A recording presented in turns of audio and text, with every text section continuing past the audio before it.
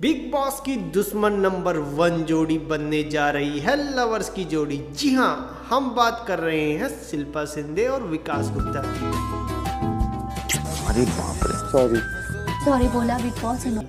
इन दोनों की लड़ाई से तो सभी वाकिफ है, मगर अब इन दोनों के बीच प्यार की खिचड़ी पक रही है। जैसे आपको पता है, विकास पुलिस पर हाथ उठाने के कारण जेल में है। जेल में रहते हुए विकास शिल्पा को अपने पास बुलाते हैं और कहते हैं कि उनको कुछ कहना है। जैसे ही शिल्पा विकास के पास आती हैं, विकास किस कर लेते हैं और शिल्पा से सॉरी मांगते हैं। शिल्पा इस पर कहती हैं कि बिग बॉस देखो, यह मुझसे माफ़ी मांग रहे हैं। यह सब देख घर वाले भी हैरान हो जाते हैं। दोनों ही काफ़ी देर तक हाथ पकड़कर बैठे रहते हैं। यह एपिसोड आज रात को आपको देखने को मिलेगा। दो दुश्मन अब बनने जा रहे हैं, दो प्यार करने वाले। देखते हैं यह असली का प्यार है या नकली का। ऐसी ही लेटेस्ट न्यूज़ देखने के लिए चैनल को सब्सक्राइब करना ना भूलें।